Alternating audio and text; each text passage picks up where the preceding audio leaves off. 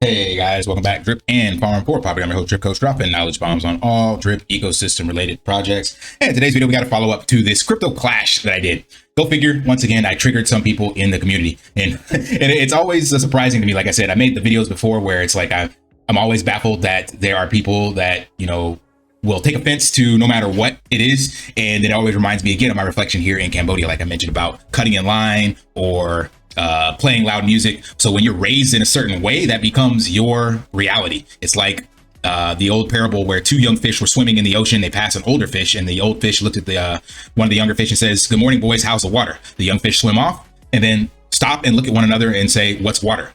So the idea is that you don't know what you don't know, and you take for granted your own reality to be the same as everyone else's. So in the fish in the water analogy, they're living in that environment, so they don't even recognize the water around them as a thing to take in and understand, right? So anyway, I digress. So in this video, so I'm gonna actually recap, or not recap, but I want to share some actual conversation I had in another chat about this, and then give you guys some insight on my thoughts on Bryan Legend. So actually, when I made this video, I didn't actually go into any of his past regarding like the projects. So all I did was actually primarily go to CoinMarketCap and then look at the BSC scan address. And I went to a couple of websites and just got some general information basically, but I never did any research on this part. So I didn't cover any of that in there. So I do understand where some of the comments come from in regards to what the community members said, but I want to share something else with you from there because yeah, my perspective on this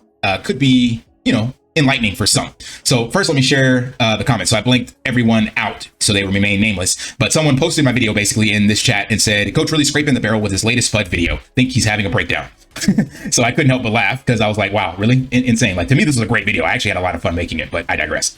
And then this person, I said, "How is a bet that buys drip FUD, even people who support Seifu are paid out in drip? The lack of cognitive development is baffling at this stage." Because as I mentioned to one person in the comments, even if you are betting on Seifu, I'm paying you out in drip. So like, that is showing drip support, and all I'm doing is kind of like Don King. I'm just putting two people together. I don't care who you like, who you love. I was just creating the space, but people couldn't see that, right? So comparing Forex to scammer Bryan is desperate. So this is where I didn't even know again about the scams. Like, I'd heard about it because when you come here, you have this warning that says we have received allegations that Seifu is connected to Fitroba and Clever DeFi, both of which have been abandoned. So I'll talk about that afterwards.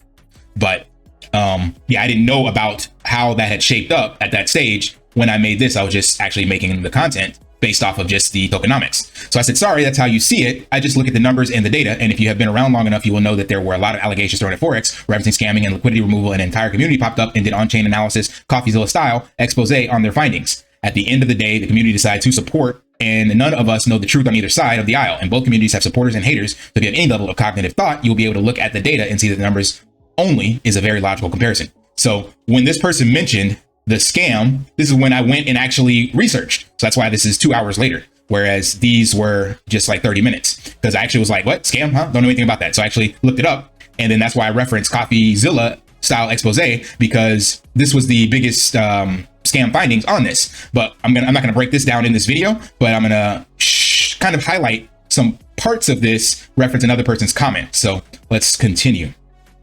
And one person, somebody else jumped in and said, innocent until proven guilty, and nothing substantiative has been produced or proven. I saw it all come out, and it was an absolute best speculative, and Forex came on to a VC and had reasonable answers for everything, and nobody came back to rebuke. But he said, rebuke what he said. Also, if none of that counts as if Forex needs the money, it's pretty obvious he has enough already.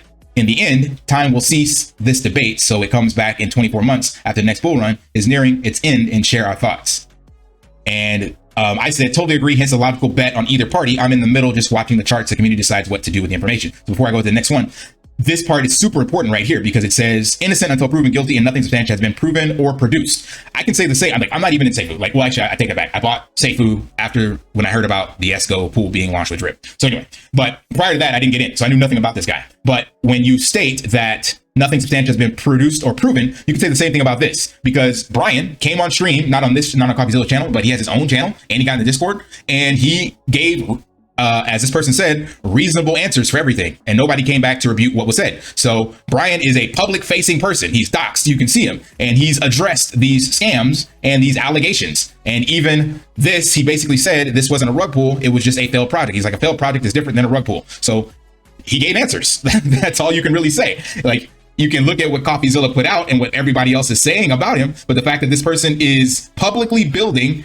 has 51,000 subscribers, and his token has gone from, like I said, that 0.009 of a decimal place since the beginning of this year to up 120x.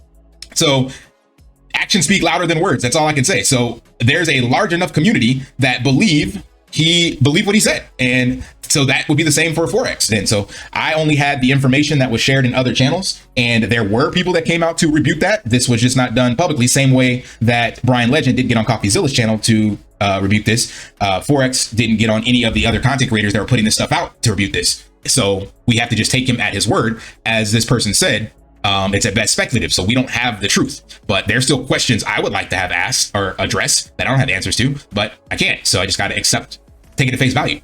And then this last one, Forex doesn't need the money. None of us actually can verify the money he makes. We believe him, but you can't verify it. With Bryan, you can actually do a Google search on him and you see his net worth. So at least we know one person does have the money they say, and we believe the other person, but we can't validate that ourselves. So at the end, again, all of it's speculative.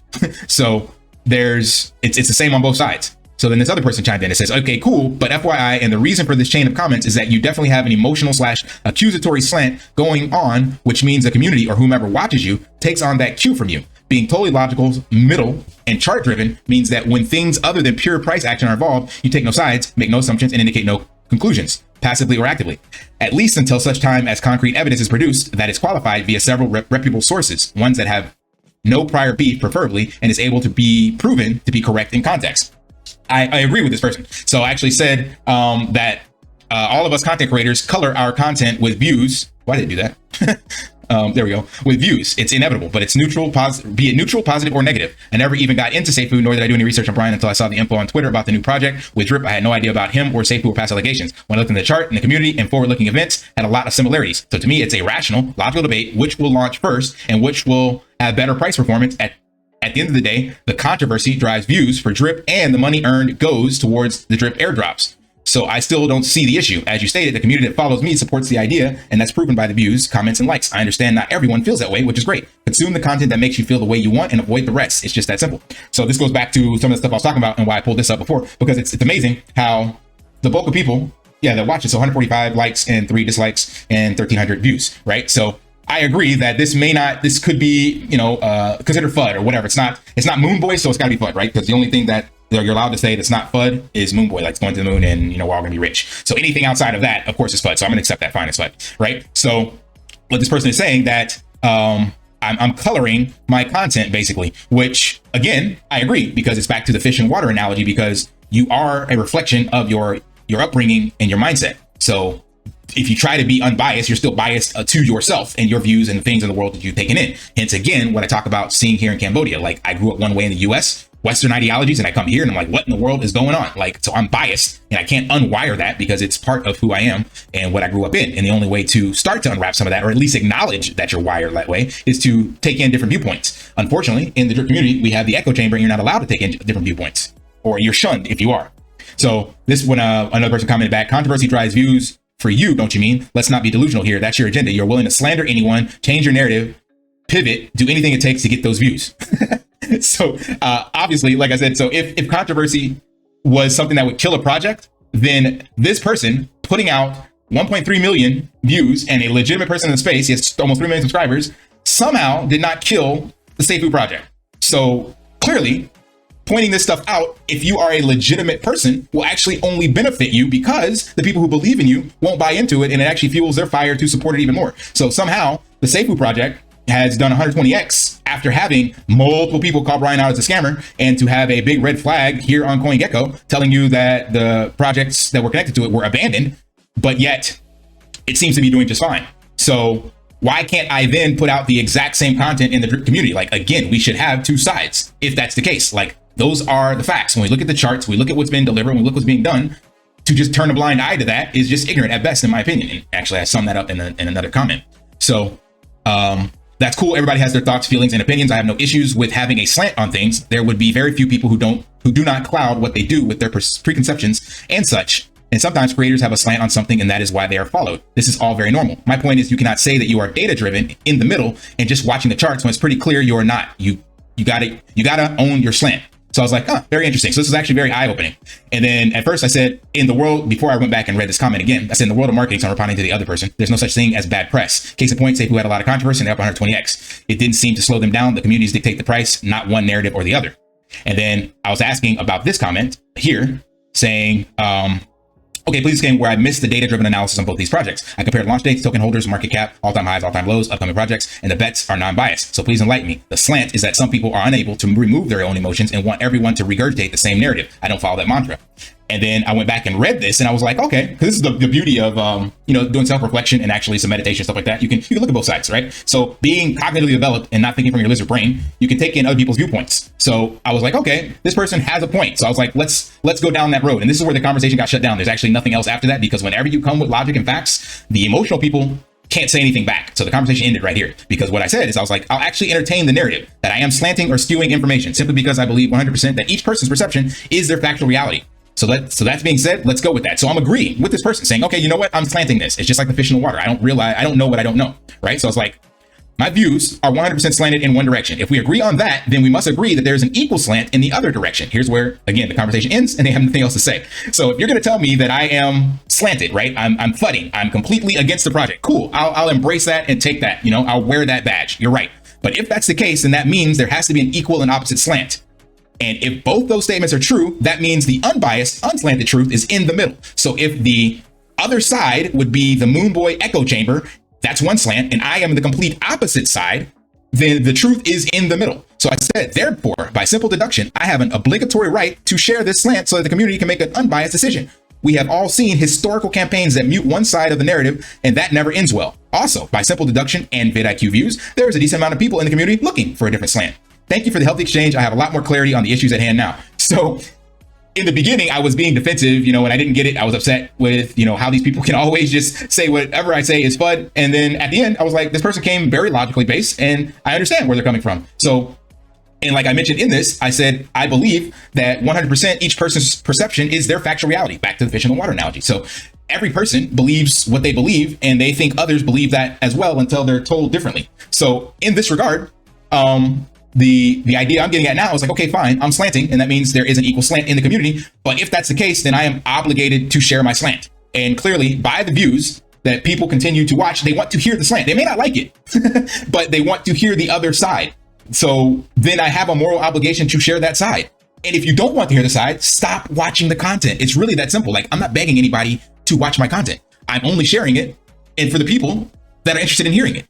And then the case in point with all this, like, I don't have an actual opinion on Bryan. To go back to what the other person said in the comments, it's speculative at best. And here's a person that's in the public limelight. He's still building. He's got an entire blockchain coming out, and he's got 150,000 individual people supporting his project. And he has pumped from an all-time low of 0.009 all the way up to $1.12 as of right now. So this is what gives me actual hope for the drip community, because if this is the worst case scenario, so someone that quote unquote accuses a scammer and quote unquote given provable evidence that they're a scammer, but their community can support their project, then that gives me hope for drip. And this project has minted more tokens than us and has now burned more than us. It does have a max supply, which is different than us, but the fact that they're sitting at roughly 14 million when you subtract the 47 from the 61, because they burned this, but they can still mint more, I believe. Don't quote me on that. Again, I haven't done no research on this. But I remember looking at the token contract and it said 6.5 billion, if I'm not mistaken, that can be minted. And I heard from somebody else in the community that they stopped minting, but I don't know anything about that. But anyway, let's just go with what's here. There's 14 million in circulating supply, and Drip has right now about 12 million, maybe 13 million in circulating supply. So if this contract or this community can take a project from like the dead, it's not showing here, it's further back, 0.009 all-time high, here you go, and bounce it back 12,240%. There's my hopium. There's the comparison and the moon boy of comparing Bryan and Forex. So I don't know who's the better dev. I don't know who's the more honest dev. I don't know any of that stuff because I don't know either of them. And I can't validate anything they say other than what the contracts show and what the blockchain shows. But I can definitely look at this and say, all right, if you get 150,000 people behind you, regardless of your past, you can do amazing things. So that's what I'm betting on, the drip community. That's it. And we would potentially have seen prices like this if it weren't for the community and getting Triple D out, or at least making it and giving people something to hope for. So yeah, all that being said, I understand now where I sit in the community. So if I've changed my narrative, or I'm doing it just for the views, or whatever the hell you want to call it, at the end of the day, my actions speak that I am trying to support the Drip community by building projects with specifically just the Drip community. Still in talks with Spritz for their utility with the wallet integration. And there are other developers building for the community that I'm in collaboration with in my Crypto Ranch project for the community. And I haven't sold any of my drip for the community. So whether you like my slant or not, I could care less. My actions prove that I am trying to actually support the community and do things that's in the best interest of the community. You don't have to like what I say, but my actions are what should be evaluated. And same for these two gentlemen, Bryan and Forex. Evaluate their actions, and then you decide who to support. All right, that's all I got. Hope that provides value. And if it did, smash that HPS switch up, brother. Like, subscribe, comment down below. And until next time, live daily and achieve your impossible. See ya. Want to pay your in real life bills with crypto? How about send crypto directly to anyone with a bank account? Spritz Finance is a decentralized solution to be your own bank and connect your crypto earnings to real world bills and payments. They do not take custody of your assets and allow support on multiple blockchains and Web3 wallets. Sign up below using my referral link and you will get $50 back when you make your first $50 bill payment with crypto. Additionally, I will be using referral bonuses to airdrop, donate, or burn based on community feedback. Sign up now.